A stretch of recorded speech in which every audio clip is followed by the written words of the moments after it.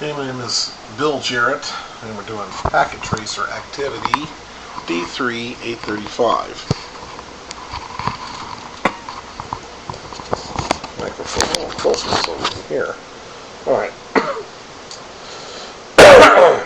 What we're going to be doing is configuring and verifying standard named access control lists.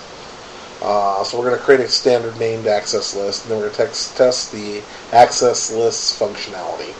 So we'll start off by going from each of these PCs over here on the left side of the screen and trying to ping the web server and the file server over here on the right. Okay, so if we want to look up the file servers and the web server, well, we need to find out what their IP addresses are. That would be nice. So there's their IP address for the first one, and the second one.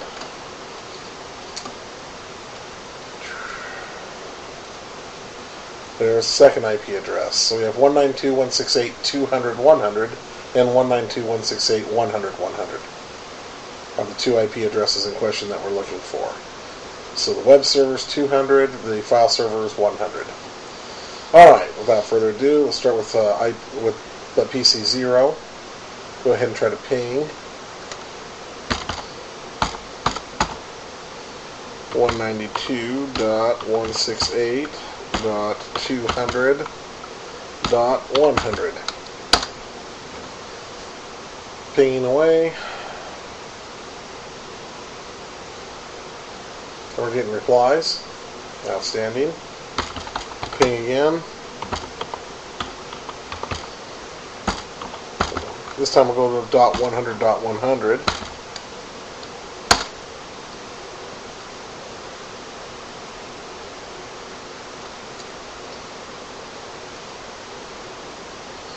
Okay, and it found it again.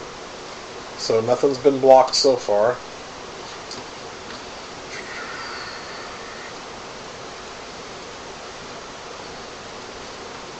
Alright, so let's go ahead and try it.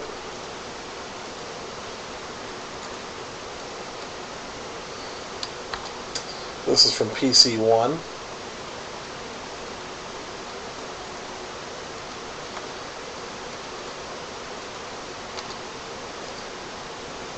And he's getting through just fine as well. Now for PC 2.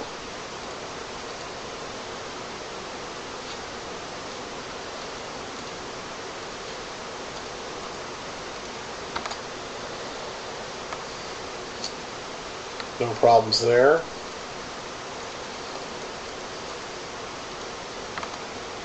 And no problems there. So everybody's getting through just fine without any problems whatsoever. So now we're going to have to create our standard named access list. The only how we're going to have to do that is we're going to enter a few commands into our router here. So let's go to our router, happy router guy. And the first thing that we're going to do, change the state to up, but we need to enable him. We need to get into configuration mode. Now that we're in there, we can actually start entering some commands. So the first one is going to be IP access list standard file server restrictions. And it's going to start a named ACL right here, as you can see, standard named ACL. So it took the first command just fine with no problems. The second thing we're going to do is we're going to deny a specific range of IP addresses. So 192.168.20.0 is going to be denied. Okay, in case you're wondering who that is, let's take a look. This guy is 20.3. Another pal over here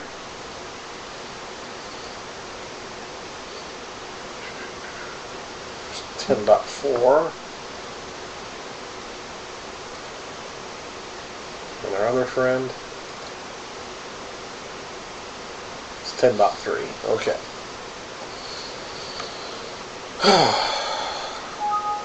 Oh no, it's not going to let me see. Alright, fine.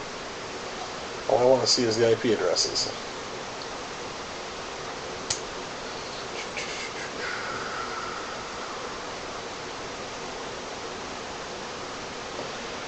Alright, well, we'll monkey with that later.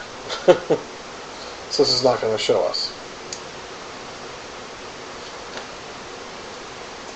So we've denied 192.168.20.0 with that subnet mask. Now we're going to deny 192.168.10.3. We just saw that IP address just a second ago.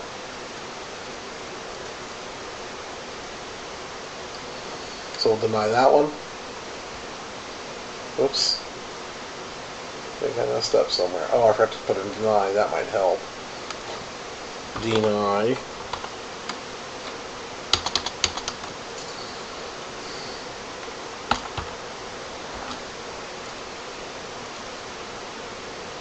(192.168.10.3). Okay, so that one is denied. Then we'll throw permit any.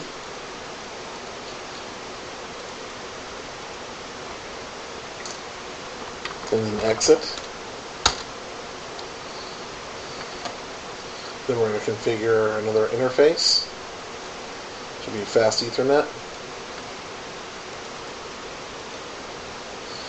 0/1.1. You see that is listed as a sub interface. Now we're going to say IP access group file server restrictions out. And then again we'll throw another exit to get our configured the sub interface. And now that we're all the way out of all this, wow, that was quite a bit. I'll exit out one more. Do my traditional copy run start to save my configuration. Okay, now let's go back to PC 0, 1, and 2. And what we should, the behavior we should see is that we should be able to hit the, I believe it's the web server. All three of these guys should be able to hit the web server, but only one of them should be able to hit the file server. And the one that should be allowed to hit the file server should be PC1. So we'll try him first, just for giggles.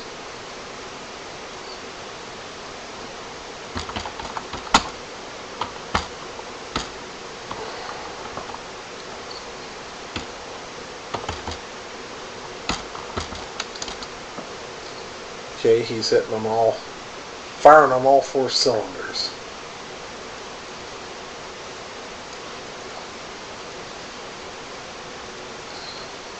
Then try the file server, and we're getting a reply. So the guy who's supposed to be able to communicate is communicating just fine. So then this guy should only be allowed to communicate with the web server. So the web server is 200.100. We're getting a reply the way we're supposed to. And now he should not be able to communicate with the file server at this point. Should be blocked. And it says destination host is unreachable. So he can't get through because he's been blocked by the access control list. And then our last fella should be able to get through here. And he is, just fine. But then he should not be able to get through here once we change it to 100. And he's not reachable. So that's a simple demonstration of how to create an access control list. And let's go ahead and check our progress and see how we did. And it says we did everything absolutely correct. I hope you enjoyed this tutorial.